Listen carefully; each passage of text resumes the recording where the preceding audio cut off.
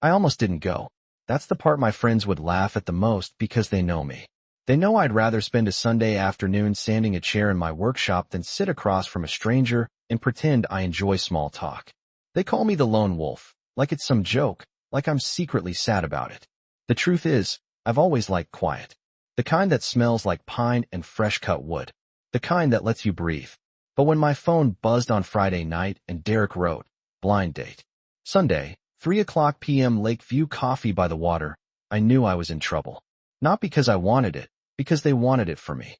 My friends have this habit of treating my single life like a group project. Like, if they just push hard enough, they can force me into something romantic and then take credit for it. They've pulled stunts before. One time they signed me up for speed dating, and I got stuck with a woman who spent 20 minutes talking about her pet iguana like it was her child. I still hear Derek's laugh when I think about it. So when he texted, "Trust us, you'll thank us later," I stared at the message and shook my head. "Fine," I typed back. "But if this is another iguana situation, you're buying rounds for a month." Derek replied with a bunch of laughing emojis and a promise that felt suspiciously vague. Sunday came too fast. I was in my workshop behind my cabin, halfway through sanding a cedar chair. Sawdust clung to my arms. The air smelled like sap and wood glue. Harley, my rescue mutt, was sprawled out on the floor like he paid rent. He lifted his head when I stood up, tail thumping once, then dropped it again like he knew I was about to do something dumb. My cabin sits on the edge of Colorado Springs, tucked against a hill of pines. It's small, wooden, creaky in the winter, but it's mine. Most nights I sit on the porch with a beer and listen to the wind whistle through the trees. No drama, no noise, just the life I built with my own hands. That's why a blind date felt like a prank waiting to happen. I checked the time, 2:20. I could still bail, claim my truck wouldn't start, pretend I forgot. Nobody would be shocked. But something in me didn't want to give my friends the satisfaction of calling me scared. So I washed my hands, changed into clean jeans, a flannel shirt, and my scuffed work boots. I didn't try too hard. Trying too hard is how you lose. Harley followed me to the door, ears perked like he wanted in on the adventure. "Not today, buddy," I told him, scratching his head. "Guard the cabin." He blinked slow like he didn't believe me, then flopped back down. The drive to Lakeview Coffee took 20 minutes. The closer I got, the more it felt like a setup. I kept expecting Derek's truck to be parked outside waiting for me with a camera and some stupid sign. But when I pulled into the lot, it was just a normal Sunday afternoon. Families walking by the lake, couples on benches, a guy jogging with a golden retriever. No Derek, no prank crew. Lakeview Coffee was cozy. All wooden beams and big windows facing the water. The lake outside looked like glass, reflecting the pale blue sky. Inside, it smelled like roasted beans and cinnamon. The kind of place where people sit for hours with laptops and pretend they're writing novels. I ordered a black coffee and picked a table near the window. 3 p.m. came. Then 3:05. Then 3:10. I sipped my coffee, staring at my phone like it would explain what was happening. No texts, no updates. Typical. My friends probably thought it was hilarious, letting me sit here alone, waiting like the punchline of their joke. At 3:15, I decided I was done. I grabbed my cup, stood up, and that's when the door chimed. I looked up, ready to see Derek or one of my buddies walk in laughing. Instead, I saw her. She stepped inside like she belonged there, like she wasn't nervous, like she wasn't trying. Her presence made the room feel quieter, even though nothing actually changed. She was older, probably close to 40, with brown hair pulled into a loose bun, soft strands curling around her neck. She wore a long floral dress that moved gently with every step and a cream-colored cardigan that looked warm enough to sleep in. She wasn't flashy. She wasn't loud. She was calm in a way that made my chest tighten. She scanned the room, and when her eyes landed on me, they didn't slide away. They stayed, and then she walked straight toward my table. My first thought was that she had the wrong guy. My second thought was that if she did, I hoped she wouldn't figure it out too fast. She stopped in front of me, her smile light but warm, like she'd been smiling her whole life and never once used it as a weapon. "Saint," she said. My heart did a strange skip. "Yeah," I answered, standing up too quickly. My knee bumped the table, and my coffee sloshed near the rim. "Great start." "That's me." She laughed softly, not mocking, just amused like she'd already decided I was human, and that was fine. "Ellie," she said, holding out her hand. Her fingers were warm when I took it. The touch was quick, but it lingered in my skin after she let go.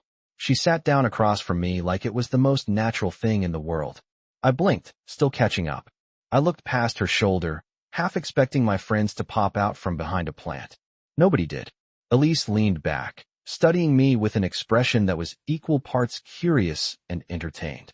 "I'm guessing we're victims of the same joke," she said. That made me breathe again. I let out a short laugh and nodded.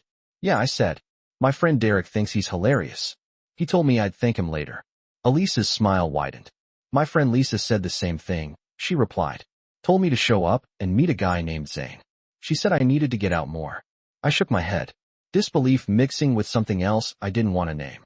"So, you thought it was a prank, too," I said. "Absolutely," Elise answered. But then I figured, worst case, I waste an hour. Best case, I get a good story. I couldn't stop staring at her. Not in a creepy way, in a what is happening to me way. She wasn't my type, if I even had a type. She wasn't a girl from the gym or someone with loud energy and perfect pictures. She was real, soft, steady, and she was beautiful in a way that didn't feel like it needed permission. Elise tilted her head, catching me looking. "Not what you expected?" she asked, voice teasing. He climbed up my neck. "Not even close," I admitted, rubbing the back of my neck. "I thought my friends would set me up with someone who talks about reptiles." Elise laughed, and it was the kind of laugh that made you want to hear it again. "No reptiles," she promised, "just coffee and bad decisions." I surprised myself by smiling back. I sat down again, my hands suddenly unsure what to do. Outside the window, the lake shimmered under the afternoon sun. Inside, the air smelled like cinnamon and warmth. And across from me, Elise looked at me like she actually wanted to be there. "So, Zane," she said, folding her hands on the table. "Tell me, how did you get roped into this?" I leaned forward without thinking, my elbows resting on the table. For the first time that day, I wasn't thinking about Derek. I wasn't thinking about my cabin. I wasn't thinking about leaving. I was just looking at Elise, feeling something start to pull me in, and wondering if my friends had accidentally done the one thing they never meant to. Set me up with someone who could change everything. I told Elise the truth. The real truth, not the cleaned-up version you give on a first date. I said my friends couldn't stand seeing me alone because it made them nervous, like my quiet life was some warning sign. I said they thought if they kept throwing women in my path, eventually one would stick. I said I was tired of apps and fake conversations and pretending I cared about what someone's favorite travel destination was. Elise listened like she was taking mental notes, not to judge me, but to understand me. When I finished, she lifted her coffee cup and took a slow sip, eyes still on mine. "That sounds exhausting," she said. "No wonder you live in a cabin with a dog." I laughed a short burst that surprised me. "Harley's better company than most people," I admitted. "I believe that," Elise said, and her voice was warm, like she wasn't teasing me, just agreeing. She told me about her friend Lisa, how Lisa had been after her for months to date again. Elise said she'd been married once. It ended years ago. Not dramatic, not messy, just two people who stopped choosing each other. She said she moved back near Colorado Springs to help her mom, who didn't need a nurse, but needed someone close, someone to lift heavy grocery bags and drive her to doctor appointments and sit with her when the house got too quiet. She said it all like it was normal, like she didn't want sympathy. That made me respect her instantly. We kept talking, and time did something strange. It didn't disappear. It just stopped feeling important. The cafe filled up around us. A couple of college kids took a table behind Elise and whispered back and forth like they were breaking up. A barista called out names. Someone dropped a spoon.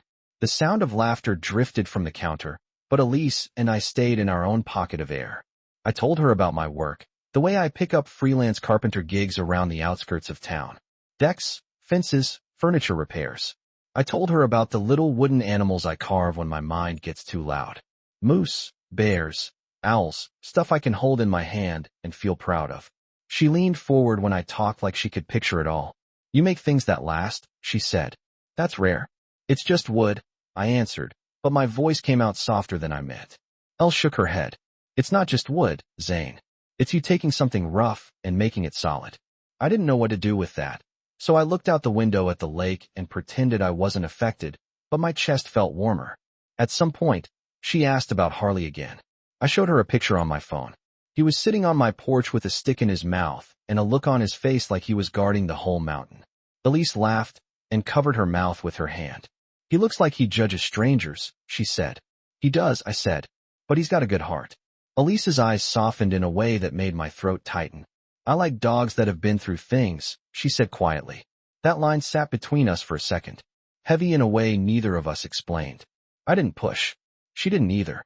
Then she did something that caught me off guard. She asked, "Why did you really come?" I blinked. "What do you mean?" Elise held my gaze like she wasn't going to let me dodge. "You could have bailed," she said.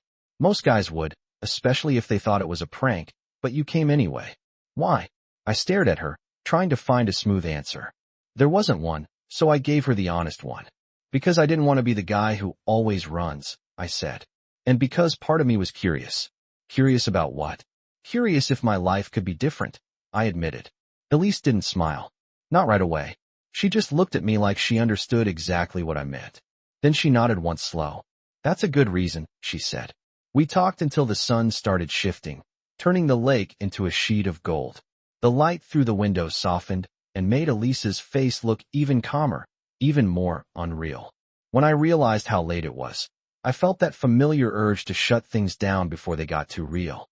My brain always tries to protect me like that. End it while it's still safe. Leave before someone can leave you. Elise glanced at her watch and let out a small laugh.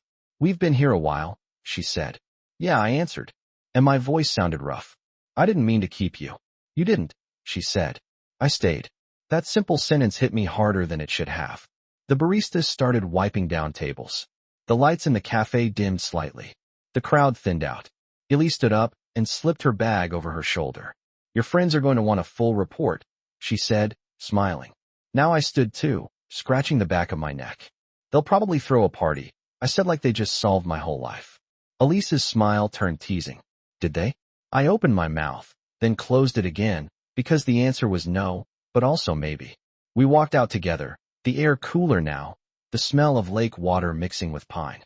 The sky was pale blue with streaks of orange near the horizon. Elise paused beside her car, a beat-up Subaru that looked like it had lived a real life. It didn't match her dress, and for some reason, that made me like her more. She turned to me, her eyes steady. "Thanks for not bolting when I walked in," she said. I swallowed. "Thanks for walking in," I replied.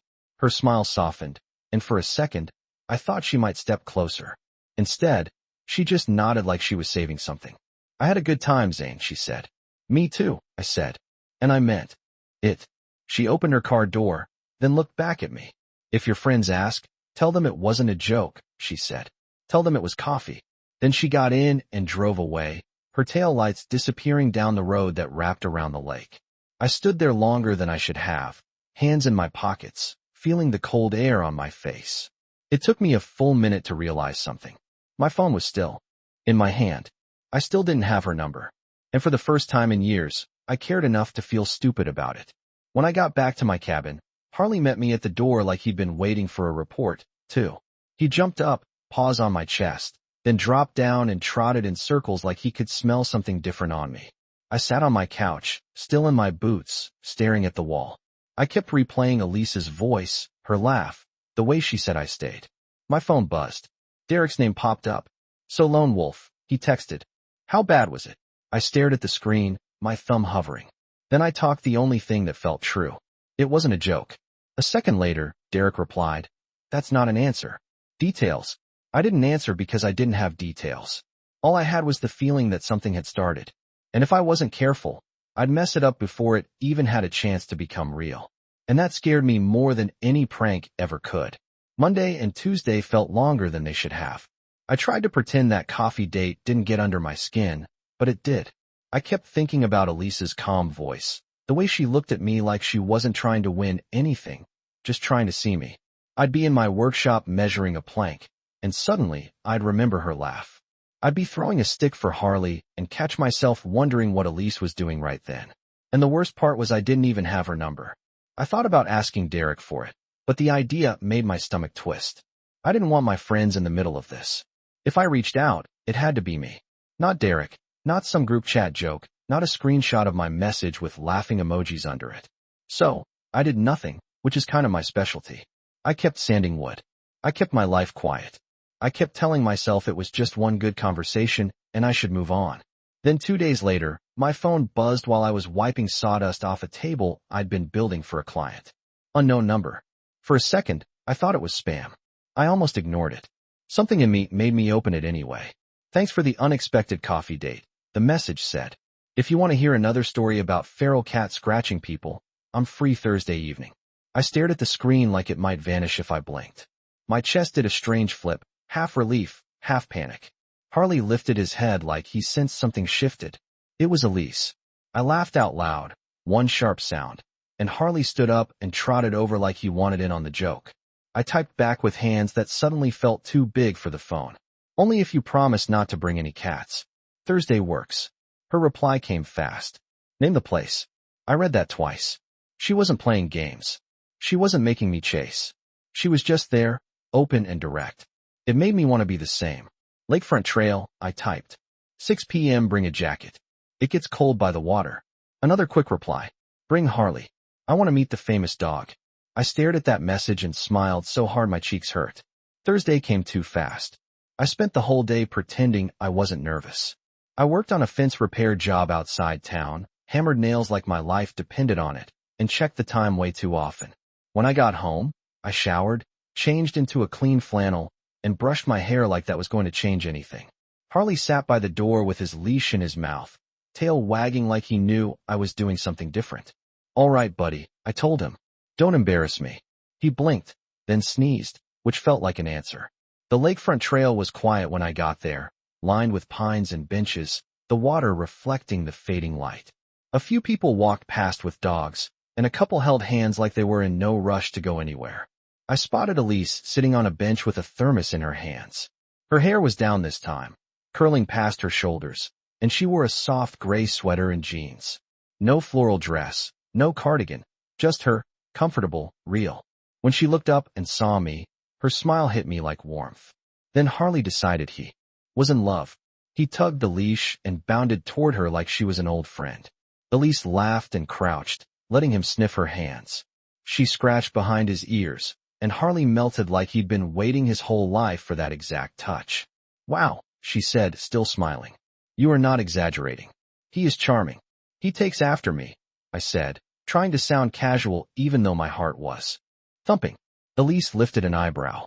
We'll see about that, she replied, teasing. We started walking, Harley trotting between us like he was proud of himself.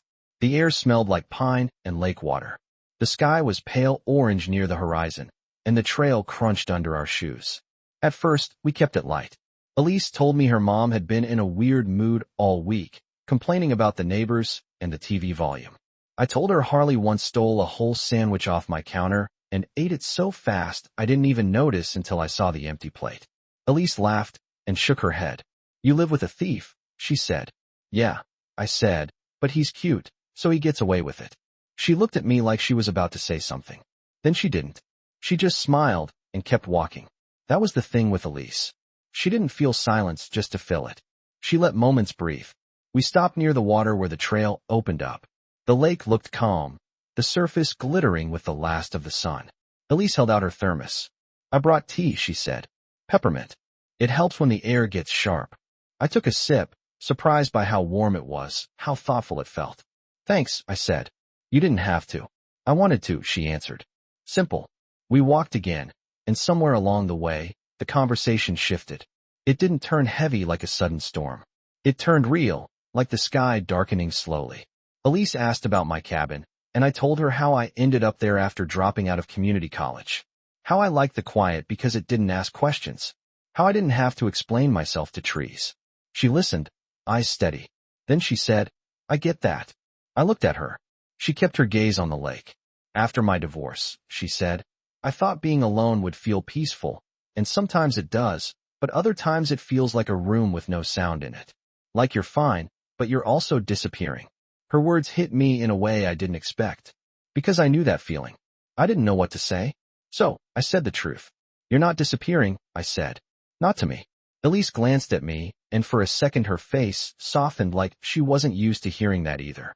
We kept meeting after that. Not every day, not in some rushed way, just enough that it started to feel normal. A dinner at my cabin where I grilled steaks and Elise brought a bottle of red wine that made me feel like I should have used real plates instead of my mismatched ones. She didn't care. She sat at my small table, laughed when Harley begged for scraps, and told me I had a good home, even if the porch board squeaked. An evening downtown where we went to a little art cafe and painted tiny canvases. Mine looked like a bad mountain. Hers looked like the lake at sunset. She teased me, and I teased her back. And for once, I didn't feel like I was performing. I felt like I was just there. She started calling me by my full name when she was amused with me. Zane, she'd say, shaking her head like she couldn't believe I was real. And I started noticing how much I wanted to hear it. Then the grocery store happened. It was a Saturday afternoon. We were standing in the bread aisle debating sourdough versus rye. And Elise was smiling. Actually smiling like she wasn't carrying the weight of the world for once. Then her smile faded. Her body went still. Her hand was on my arm, and I felt her fingers tighten like she'd grabbed onto something to steady herself. I followed her gaze. A man stood near the end of the aisle. Early 40s, clean haircut, expensive jacket, the kind of guy who looked like he always knew where he was going. He was holding hands with a younger woman, maybe mid-20s, ponytail, glossy lips, laughing like life was easy. The man looked up, his eyes locked on Elise. The laughter on his face died. "Alas," he said, voice clipped. Elise didn't step back. She didn't hide. She lifted her chin like she was bracing against a wind she'd faced before. "Mark," she said. I didn't need an introduction to know who he was. Her ex-husband. Mark's eyes flicked to me, then to Elise's hand, still wrapped around my arm. A slow smirk spread across his mouth like he'd found something funny. "So," he said, dragging the word out. "This is your new thing." The way he said it made my jaw tighten, like she was a phase, like I was a joke. The younger woman beside him looked confused and uncomfortable, her smile fading as she sensed the air shift. Elise didn't flinch. "This is Zane," she said, calm but sharp. "And he's someone who makes me feel like I'm worth something." My chest tightened hard at that. Mark's smirk wobbled. He let out a small laugh, like he didn't want to look affected. "Good for you," he said. "Didn't think you'd go for the rugged type." He glanced at my flannel like it was an insult. I took a small step forward, not aggressive, just present. Elise squeezed my arm once, and it felt like she was telling me she could handle this, but she was glad I was there.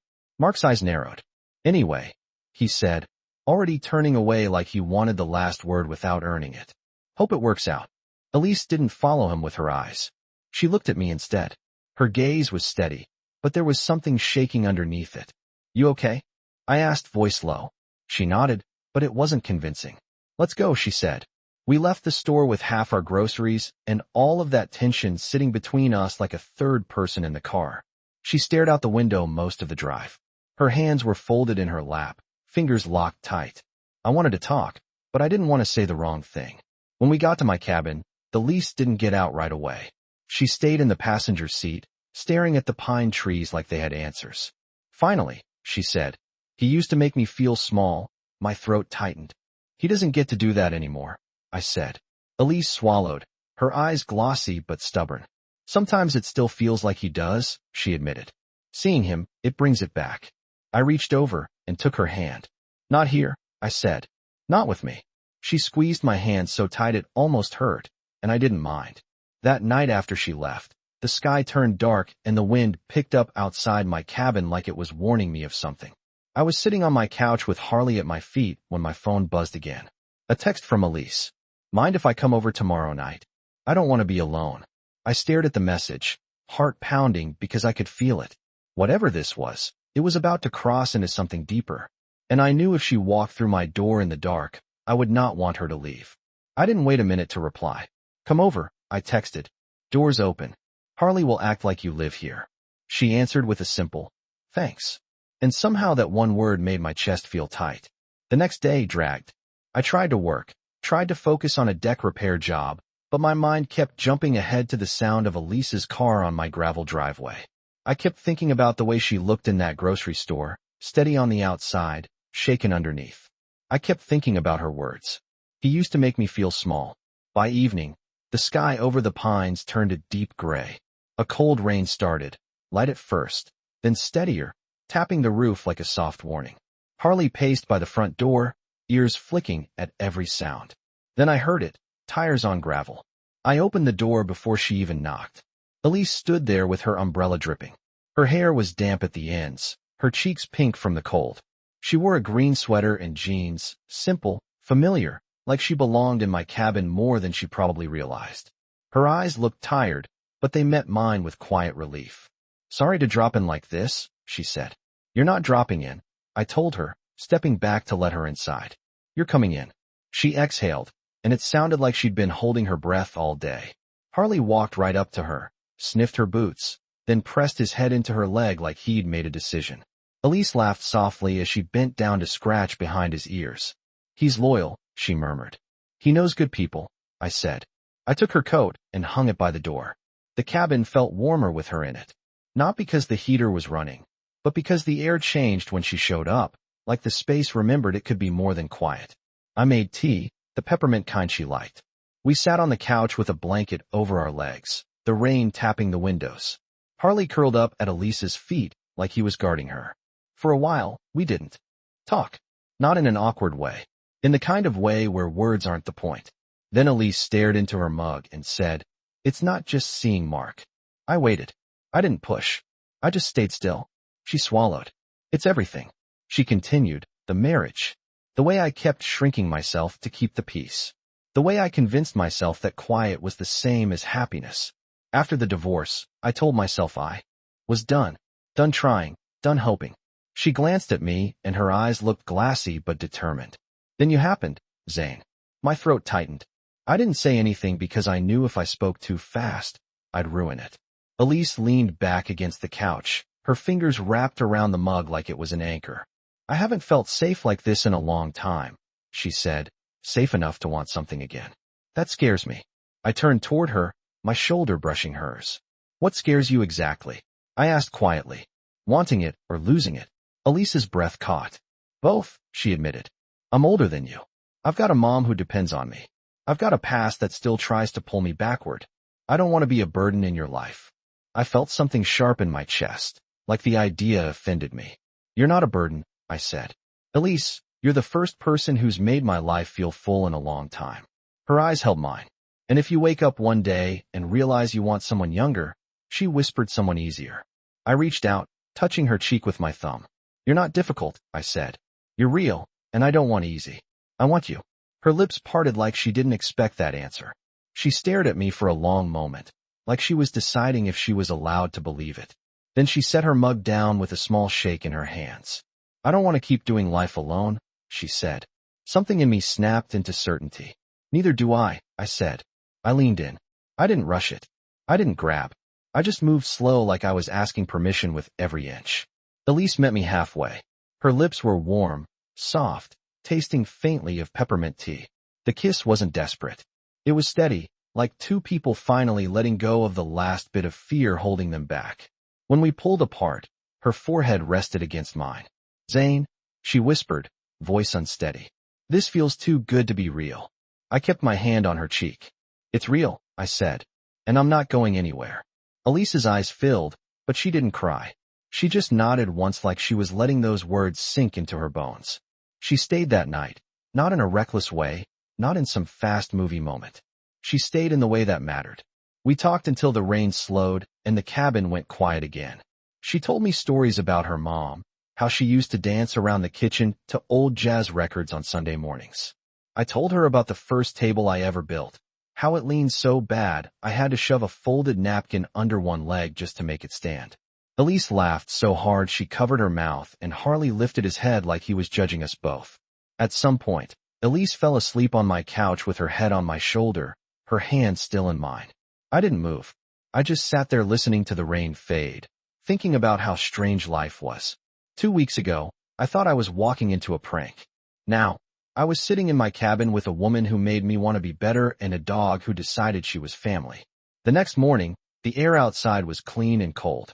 The pines dripped from last night's rain. Sunlight broke through the clouds and made the world look new. Elise woke up slowly, blinking like she forgot where she was for half a second. Then she looked at me and smiled, small and shy. "Morning," she said. "Morning," I replied. Harley climbed onto the couch between us and shoved his face into her hands like he was demanding attention. Elise laughed, rubbing his ears. He's going to be spoiled, she said. He already is, I told her. We made breakfast together. Nothing fancy, just eggs and toast. Elise stood in my tiny kitchen in her socks, hair messy, humming quietly under her breath. The cabin felt different, softer, lived in.